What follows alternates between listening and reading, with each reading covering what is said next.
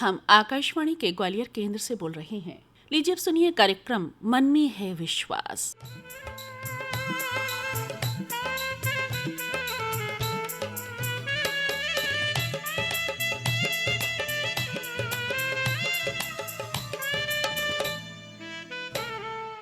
कार्यक्रम के सभी श्रोताओं को आभा गुप्ता का नमस्कार। श्रोताओं, आपसे हम बातें भी करेंगे लेकिन बाद में। पहले आपको मिलवाते हैं आज के अपने खास मेहमान से। प्यार का पहला खत लिखने में वक्त तो लगता है, नए परिंदों को उड़ने में वक्त तो लगता है।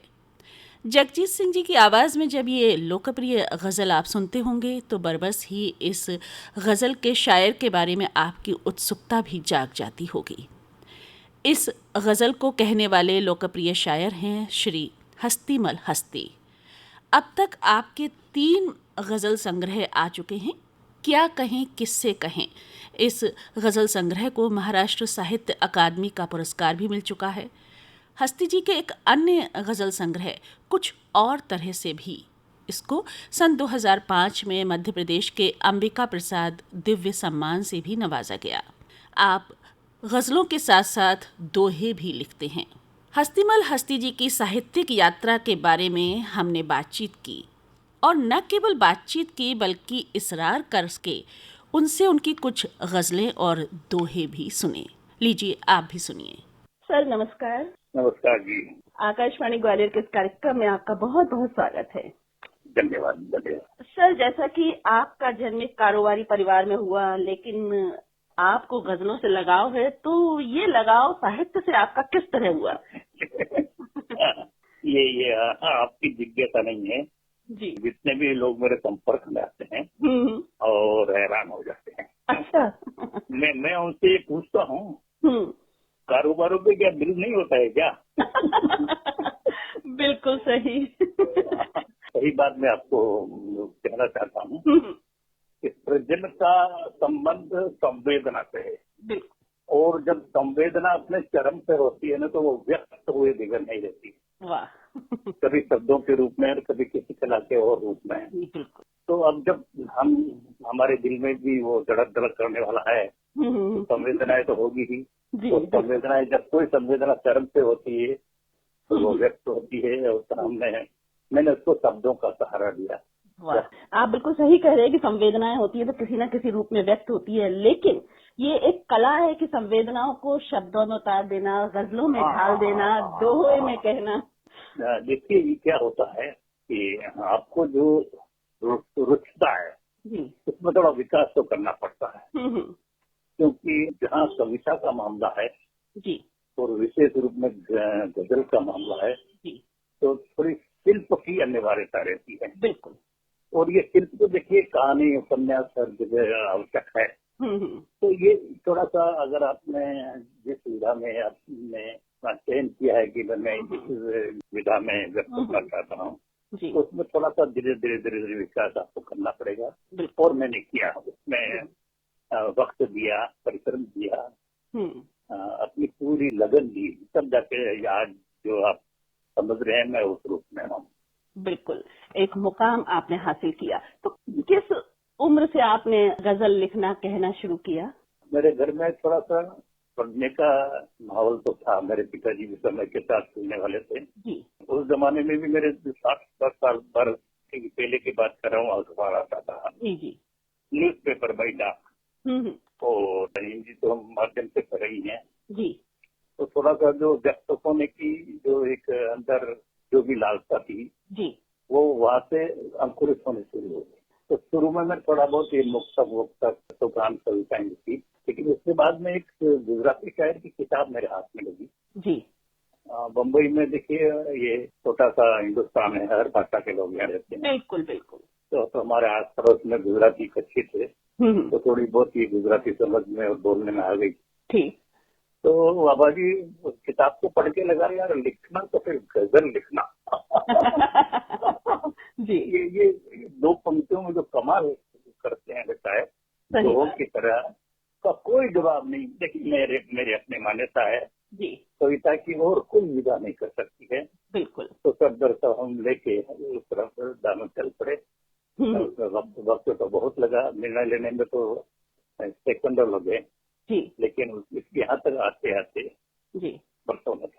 यानी कि सोना चांदी के जो गहने थे बिक्री उनकी करते करते, उनकी गढ़न देखते देखते आप गजल गढ़ने लगे। मतलब ये सभी चीजें, जी लेकिन ये गजल एक दिन सीखने का काम नहीं है और बिल्कुल। तकनीक से कुछ नहीं होता। हम्म, ये आपको धीरे धीरे बातें समझ में आती है। बिल्कुल तो सबसे पहली शर्त ये कि आपकी तबीयत शायराना होनी चाहिए। बिल्कुल।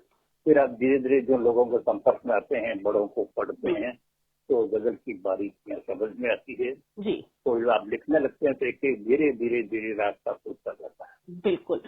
आपका जो गजल संग्रह था उसको महाराष्ट्र साहित्य अकादमी का पुरस्कार भी प्राप्त हुआ।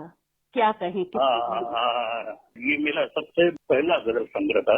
जी ये लगभग 30 बरस पहले निकला था। जी।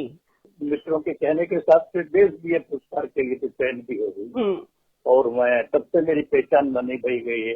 80 जी भी गजल कहते हैं, लेकिन बड़े हैरानी से कहते थे यार ये ढोलन से मारवाड़ी कविता करता और वो कविता भी नहीं थी, गजल कहता है। जी। आप भी एक हस्ती हैं, ये साबित हुआ ना। अब खुदकिस्मत हो मेरे पिताजी ने ये नाम मुझे दिया। बिल्कुल, और नाम के अनुरूप ही आपने साबित भी कर दिया उसको। इसके बाद आपको 2005 में दूसरा जो आपका गजल संग्रह था कुछ और तरह से भी, इसे मध्य प्रदेश का अंबिका प्रसाद दिव्य सम्मान भी मिला। देखिए, पुरस्कारों पे जो संस्थाएं होती है वो भी देती हैं, जी तो उनको ये पसंद आई, उनके दिया। मतलब शुक्रगुजार हूँ कि मेरी पुस्तक उनके ध्यान में आई। जी। लेकिन ये पुस्तक बहुत पढ़ी गई, हम्म, ये भी प्रकाशक के साथ बाद में मुझे मालूम पड़ा। बिल्कुल। मतलब लोगों में लगने लगा कि गस्ती जी लिखते हैं तो थोड़ा सा हट के लिखते हैं, जी इनकी शायरी कुछ अलग तरह की, ऐसी लोगों की धारणा बनने लगी। तो धीरे धीरे मेरे गजलकार के रूप में लोगों में के बीच में लोकप्रिय होने लगा। आपकी एक गजल है जिसे जगजीत सिंह जी जैसे गायक ने भी गाया है, प्यार का पहला खत लिखने में वक्त तो लगता है, वक्त तो लगता है, नए परिंदों को उड़ने में वक्त तो लगता है। देखिए वो गजल भी अगर आप कहेंगे तो सुनाऊंगा। हाँ बिल्कुल, आपसे सुनेंगे। और इसकी पृष्ठभूमि क्या रही है, कैसे लिखी, इस बारे में थोड़ा सा बताइए हमारे श्रोताओं को। मेरा जो है थोड़ा सा स्वभाव ऐसा रहा है जी। गजल में प्रयोग करने का। अच्छा। नई नई रदीफ का मतलब होता है जो आखिरी टुकड़े होते हैं ना, जी। जैसे कि वक्त तो लगता है, ये कैसे हो सकता है, ऐसा भी हो सकता है। जी हर एक गजल के पीछे जो एक ये टुकड़ा होता है उसमें निभाना पड़ता है हर शेर। तो उसी टुकड़े के हिसाब से सब शेर बंधे होते हैं और वो गजल का रूप होती है। तो एक प्रयोग के तौर पे मैंने कोशिश की थी यार कि ये वक्त तो लगता है, एक सामान्य सी बातें जीवन में होती है, सही बात। तो उसको किस गजल शेरों में बांधा जा सकता है कि नहीं, तो इसी कोशिश में वो मेरी गजल बनी। बहुत बढ़िया। एक गजल को गढ़ने में शायर को बहुत मानसिक श्रम करना पड़ता है।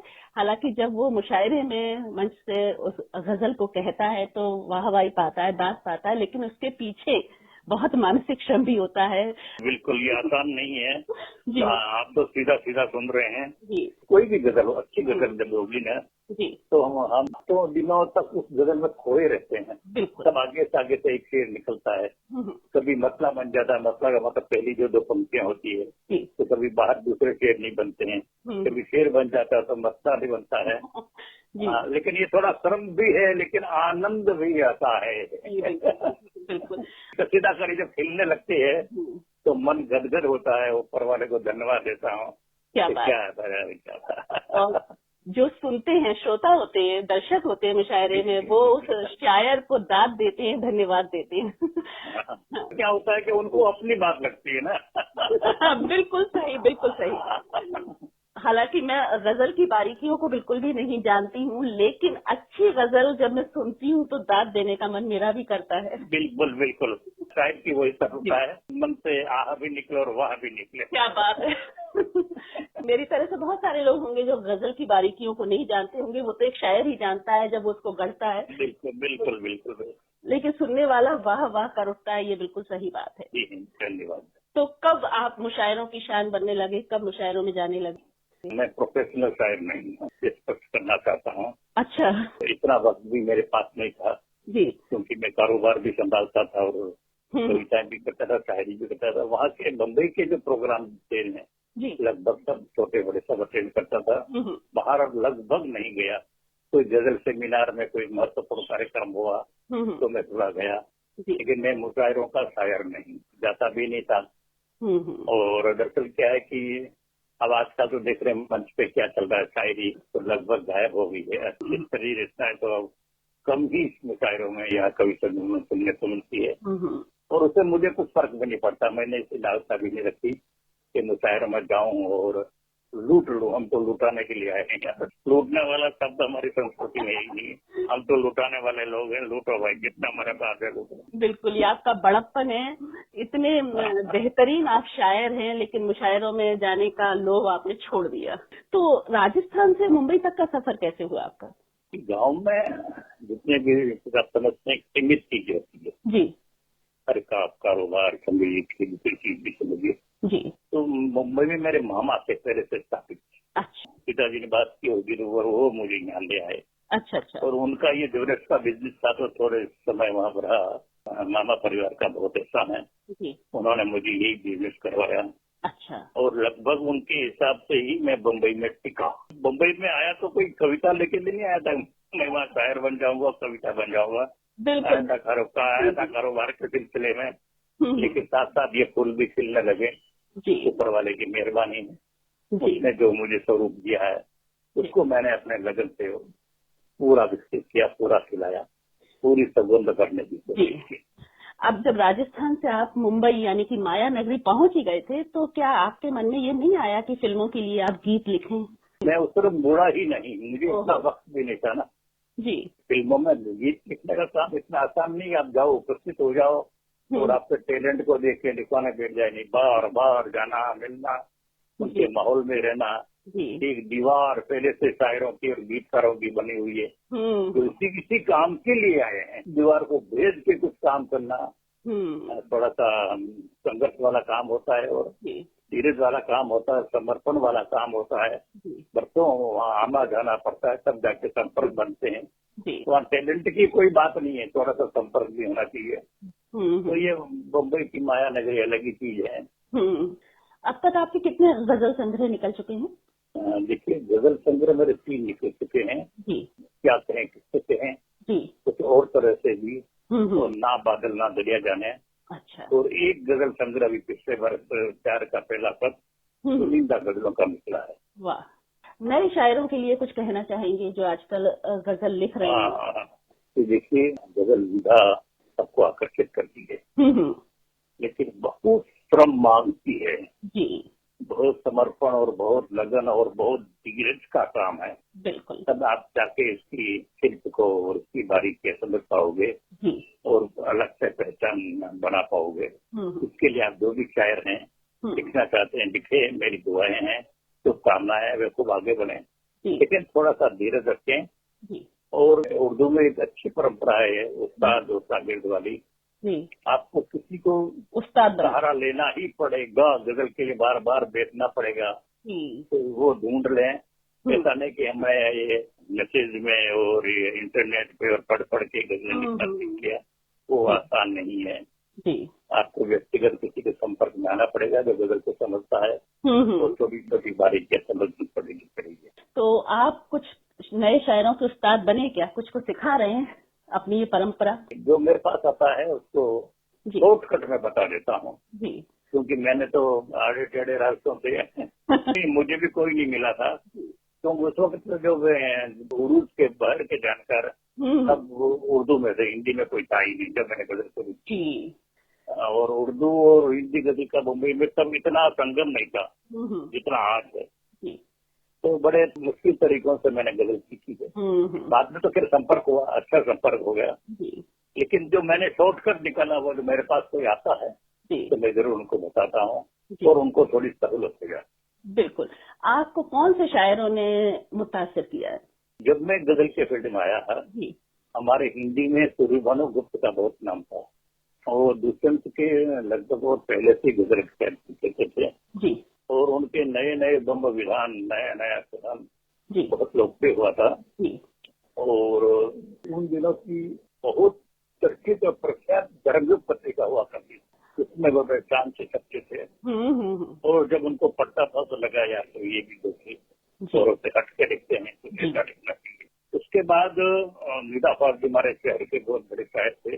बिल्कुल। वो हिंदी उर्दू में मिली जुली जबान में लिखते थे, हिंदी मंचों पे आने लगे जी। और उनकी कबीराना अंदाज देख के भी लगा यार ये शायर भी अपने तरह का शायर है। तो कुछ और लिखो तो कुछ अलग हट के लिखो। जितना लिखा चाह सको उससे अलग नहीं लिखोगे तो लिखने का मतलब कुछ भी नहीं है। तो लेखन कार्य आपका अभी भी जारी है। अब जब कार्यक्रम में आप हमसे जुड़े ही अपना समय आपने निकाला है, तो अब हम आपके ही श्रीमुख से कुछ आपकी गजल सुनना चाहेंगे और कुछ दोहे भी। एक दो गजलें सुना के एक दो सुनाऊंगा जी। सबसे पहले मैं 4 पंक्तियों से अपनी बात शुरू कर रहा हूँ जी। ये नहीं कहता मैं, ये नहीं कहता मैं के ख्वाब न लिख, अपने कांटों को तुम गुलाब न लिख। वाह। ये नहीं कहता मैं के ख्वाब न लिख, अपने कांटों को तुम गुलाब न लिख। जिससे लिखता है प्यार की चिट्ठी, उस कलम से कभी हिसाब न लिख। वाह। उस कलम से कभी हिसाब न लिख। वाह, क्या बात है, बहुत बढ़िया। और धन्यवाद। ये आप अपना अनुभव बता रहे हैं और आप इसी रास्ते पर चले। जी, अनुभव तो सबका होता है, हमको सबको चेहरे पढ़ने आते हैं, हमको आजकल मन को भी पढ़ लेते हैं, चेहरा भी पढ़ लेते हैं, तब जाके शायरी करते हैं, बाकी फिर शायरी नहीं होती। ये तो एक शायर की खूबी होती है। एक देखिए 4 पंक्तियां और, दो शेर भी कह सकते हैं जी। आज का आज भी ध्यान में रखिए और 4 पंक्तियां सुनिए। बिल्कुल। लोग मिलते ही नहीं राह दिखाने वाले, लोग मिलते ही नहीं राह दिखाने वाले, हर जगह जाल है और जाल बिछाने वाले। वाह। लोग मिलते ही नहीं राह दिखाने वाले, हर जगह जाल है और जाल बिछाने वाले। दर्द की कोई दवा लेके सफर पे निकलो, जाने मिल जाए कहाँ जख्म लगाने वाले, जाने मिल जाए कहाँ जख्म लगाने वाले। बहुत खूब, बहुत खूब, बहुत बढ़िया पंक्तियां। प्यार का पहला खत के पहले एक गजल आपको सुनाना चाहूंगा। बिल्कुल बिल्कुल, स्वागत है। एक गजल के 3 शेर सुन के वो पहली गजल सुनाऊंगा। 12 अक्सर जी, 12 खुद को आजमाते हैं, 12 खुद को आजमाते हैं, तब कहीं जाके जगमगाते हैं। क्या 12 खुद को आजमाते हैं, तब कहीं जाके जगमगाते हैं। और शेर देखें, शक्ल हमने जिन्हें अता की है, शक्ल हमने जिन्हें अता की है, वे हमें आईना दिखाते हैं। शक्ल हमने जिन्हें अता की है, वे हमें आईना दिखाते हैं। बहुत खूब। और बोझ जब मैं उतार देता हूँ, बात तो सुनिए आवाजी, बोझ जब मैं उतार देता हूँ, तब मेरे पाँव लड़खड़ाते हैं, तब मेरे पाँव लड़खड़ाते हैं। 12 खुद को आजमाते हैं, तब कहीं जाके जिंदगी का निचोड़ आपने बच दिया निकाल के। जी। और प्यार का पहला खत जी, बिल्कुल, ये सुन लीजिए। इसके पहले भी 4 पंक्तियां मुझे याद आ रही है जी। कि प्यार को चारों धाम लिखा, प्यार को चारों धाम का मतलब हमारे संस्कृति में मालूम है तीर्थ, बिल्कुल तीर्थ होते हैं जो। प्यार को चारों धाम लिखा, परसू ये पैगाम लिखा। और फिर सुनिए कि जब भी खरीदा कोई कलम, जब भी खरीदा कोई कलम, पहले उसका नाम लिखा। अरे वाह, उसका नाम लिखा। बहुत खूब, बहुत खूब। अब आपको प्यार याद आ रहा है तो प्यार की गजल सुनते हैं। जी बिल्कुल।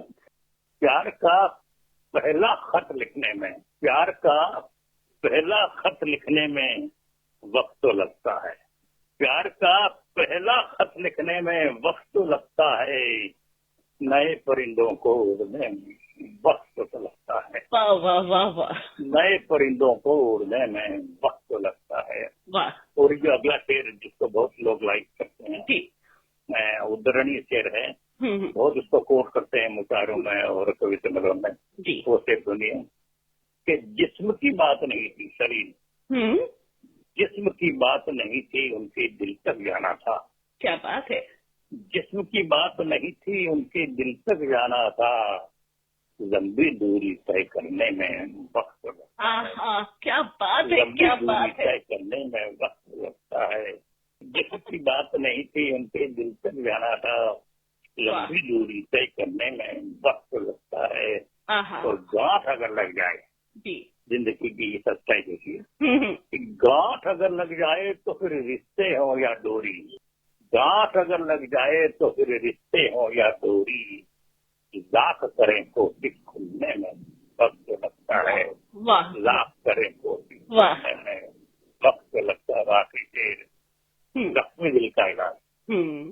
हमने इलाजे जख्मे दिल तो ढूंढ लिया, लेकिन हमने इलाजे जख्मे दिल तो ढूंढ लिया, लेकिन गहरे जख्मों को भरने में वक्त तो लगता है। गहरे जख्मों को भरने में वक्त लगता है। प्यार का पहला खत लिखने में वक्त लगता है। नए परिंदों को उड़ने में वक्त लगता है। वाह, हस्ती मल हस्ती जी, बहुत ही खूबसूरत गजल है ये। और मैं और हमारे श्रोता सौभाग्यशाली है कि आज आपके श्रीमुख से ये गजल हम सुन रहे हैं। धन्यवाद धन्यवाद। मैं बात आप दोहे सुना देता हूँ। हाँ बिल्कुल, स्वागत है। दोहों के पहले फिर 4 पंक्तियां करनी पड़ेगी आपको। सुनने में बहुत आनंद आ रहा है। कि तेरी साजिश में कुछ कमी है अभी, तेरी साजिश में कुछ कमी है अभी, मेरी बस्ती में रोशनी है अभी। क्या बात है। तेरी साजिश में कुछ कमी है अभी, मेरी बस्ती में रोशनी है अभी। और टोट खाकर भी मुस्कुराता हूँ, अपना अंदाज तो वही है अभी। क्या बात है। अंदाज तो वही है अभी। क्या बात है, क्या बात है। धन्यवाद धन्यवाद धन्यवाद। आइए दोहों पे दिल थाम के बेटी, स्वागत है। धन्यवाद। अच्छा माहौल दे रहे हैं आप। देखिए माहौल अच्छा है तो सुनाने का भी मन होता है। मुझे सुनने में इतना आनंद आ रहा है कि मैं आपको बता नहीं सकती। तो सुन लीजिए और आपके कुछ दोहे आपके जरूर आनंद कराएंगे। और मेरे बाहरी श्रोता भी सुन रहे हैं। जी जी जी। फीकी ये हर चुंदड़ी, चुंदड़ी तो जानते हैं आप, महिलाओं का ओढ़नी होती है, दुपट्टा। दुपट्टा भी सामने जी। फीकी है हर चुंदड़ी, फीका हर बंधे, ये भी हमारा राजस्थान का पहनावा है। बिल्कुल महिला पहनती है। हाँ जी। फीकी है हर चुंदड़ी, फीका हर बंधे जी। जो रंगता है रूह को वो असली रंगरेज। क्या बात है, क्या बात है। हर चुंदड़ी फीका हर बंधेज, वाह, जो रंगता है रूह को वो असली रंगरेज। कितनी गहरी बात कही है आपने इस दोहे में। और ये दुआ सुनिए जी। कि आमंत्रण तो प्रीत के, आमंत्रण तो प्रीत के आए अक्सर द्वार, आमंत्रण तो प्रीत के आए अक्सर द्वार, झिझक निगोरी आ गई आड़े हर एक बार। अरे वाह। आमंत्रण तो प्रीत के आए अक्सर द्वार, वाह, झिझक निगोरी आ गई आड़े हर एक बार। वाह। चलने की तैयारियां जब तक करते पैर, चलने की तैयारियां जब तक करते पैर, तब तक ये मन कई दफा कर आता है सैर। क्या बात है। चलने की तैयारियां जब तक करते पैर, तब तक ये मन कई दफा कर आता है सैर। अब मन का घोड़ा तो बेलगाम है ना। मन को तीनों लोग है भाई, मन का। बहुत बढ़िया, बहुत बढ़िया जी।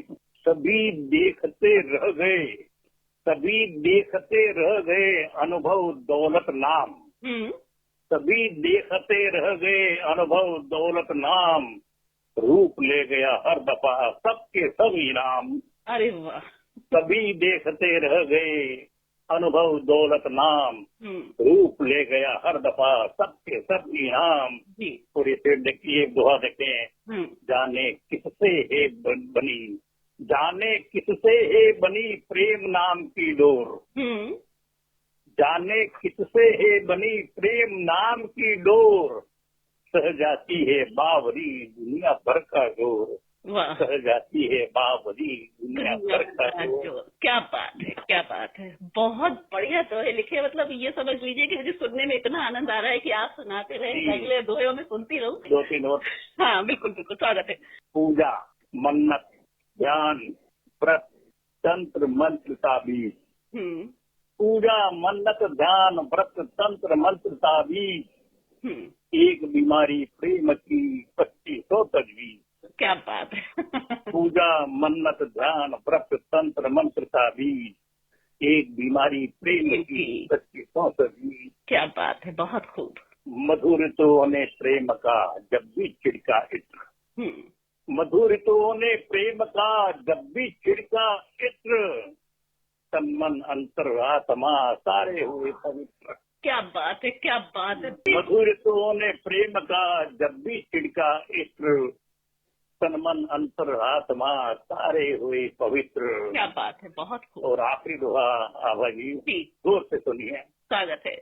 इसे समझ आया भला प्रेम नाम का रोग, इसे समझ आया भला प्रेम नाम का रोग, उलझ उलझ कर रह गए सुलझे सुलझे लोग। क्या बात है। इसे समझ आया भला प्रेम नाम का रोग, उलझ उलझ कर रह गए सुलझे सुलझे लोग। क्या बात है हर चुनरी पीका हर बंदे, बहुत जो रंगता है रूह को वो असली रंगरेज। क्या बात है।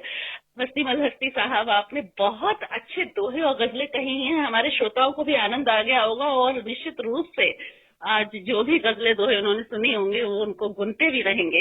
इतने नए नए श्रोताओं से प्रशंसकों से मुझे मिलवाया और मैं आपका शुक्रगुजार हूँ जी, आपके रेडियो का और आपका और पूरी टीम का। ये आपका बड़प्पन है। तो आपने समय निकाला हमारे कार्यक्रम से जुड़े और हमारे श्रोताओं को आपने इस कोविड संक्रमण के काल में इतने अच्छी गजलें और दोहे सुनाकर प्रसन्न किया, इसके लिए आपको बहुत बहुत धन्यवाद। नमस्कार। तो श्रोताओं, अभी आप सुन रहे थे सुप्रसिद्ध शायर श्री हस्तीमल हस्ती जी से की गई बातचीत और साथ ही उनकी कुछ गजलों और दोहों का भी आपने आनंद लिया। आइए अब कुछ ज़रूरी बात आपसे करें। ये बात थोड़ी सी चिंताजनक है। अमेरिका की तुलना में भारत में करीब 3 गुना मरीज बढ़ रहे हैं। देश में पिछले 24 घंटे में रिकॉर्ड 96,760 संक्रमित मिले हैं और अब तक 45.59 लाख मामले हो चुके हैं। देश में कल यानी गुरुवार को 1,213 लोगों की मौत हुई। अब तक 76,304 रोगियों की जान जा चुकी है।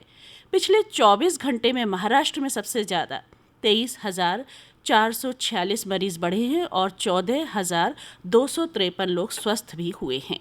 लेकिन एक आशाजनक बात भी है और वो ये है कि देश में कोविड-19 के कारण मृत्यु दर घट रही है। पिछले 8 दिन में ये 1.7% से घटकर 1.67% पर आ गई है। लेकिन पंजाब, छत्तीसगढ़, तमिलनाडु, उत्तराखंड, केरल और असम की बढ़ती मृत्यु दर ने थोड़ा चिंता में भी डाल दिया है। और अब अगर हम ग्वालियर यानी अपने शहर की बात करें तो ग्वालियर में भी स्थिति थोड़ी चिंताजनक हुई है। ग्वालियर में 1 महीने में ये संक्रमण 2 गुना हो चुका है। मौतें 3 गुना तक बढ़ी हैं और आंकड़े कहते हैं कि हर घंटे में 7 से ज़्यादा लोग संक्रमित हो रहे हैं। अगस्त महीने की अगर हम बात करें तो अगस्त महीने में 10 दिन में 990 रोगी कोविड-19 के मिले थे और 12 की मौत हुई थी।